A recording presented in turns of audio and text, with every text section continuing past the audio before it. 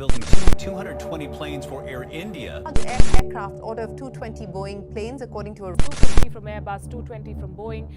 Air India's historic order for aircraft.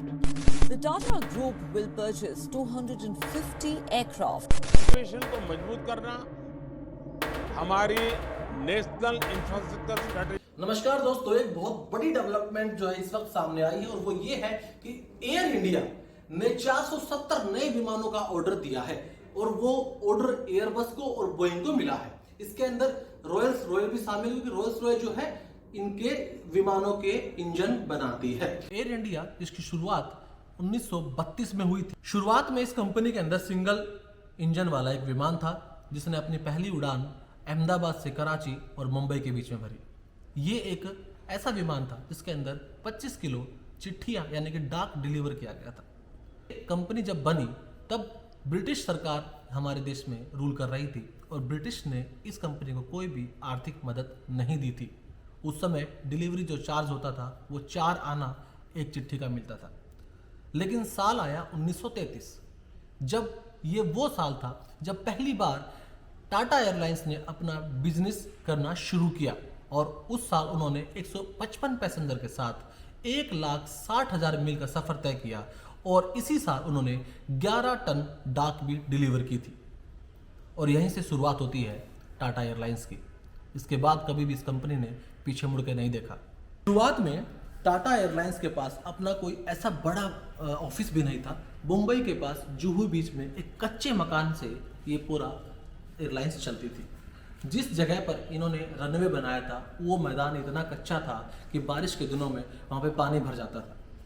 1947 के अंदर 49% की स्ट्राइक होल्ड करने के बाद भारत सरकार ने 1953 में एक नया एक्ट पास किया, एयर कॉरपोरेशन एक्ट, जिसके तहत भारत सरकार ने टाटा एयरलाइंस से एयर इंडिया की सारी हिस्सेदारी अपने अंदर ले ली और टाटा एयरलाइंस की कंपनी जो एयर इंडिया थी वो पूरी तरीके से एक सरकारी कंपनी बन चुकी थी।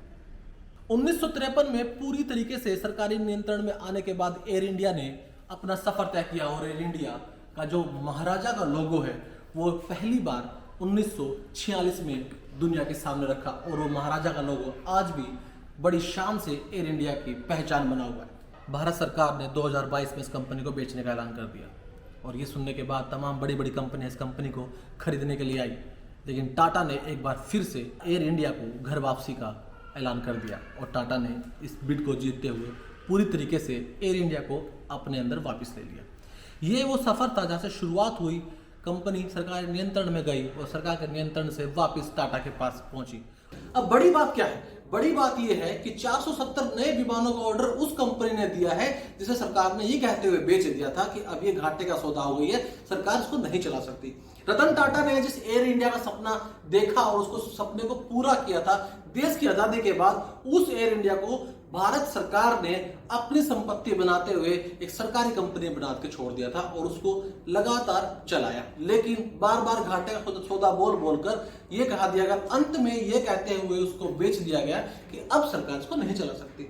उसी टाटा कंपनी ने इसको खरीदा जिसने पहली बार इसको लॉन्च किया था और अब टाटा ने उस घाटे वाली कंपनी से 470 नए विमानों का ऑर्डर दिया। ये इतना बड़ा ऑर्डर है कि यूएस के राष्ट्रपति ने ये कहना पड़ा कि इससे जो है 10 लाख नई जॉबें सिर्फ और सिर्फ यूएस के अंदर बनेंगी। आप सोचिए फ्रांस को कितना बड़ा फायदा होगा और सोचिए जब ये चीजें होंगी जब भारत में आएंगी तो एक नया सेक्टर स्टार्ट हो जाएगा। आप समझिए कितने नए पायलट चाहिए, कितनी नई एयर होस्टेस की जरूरत पड़ती है, ग्राउंड स्टाफ की जरूरत पड़ती है, ट्रैवल एजेंसीज पे कितना तरीके से रिलेवेंट करेगा, एक एक जो जहाज है कितनी सारी नौकरियां प्रोड्यूस करेगा। अब मजे की बात जो थी वो ये थी, जिस सरकार ने ये कहते हुए कंपनी बेची थी कि अब ये घाटे का सौदा है, उस वक्त नरेंद्र मोदी ने अपना चेहरा सामने नहीं दिखाया था।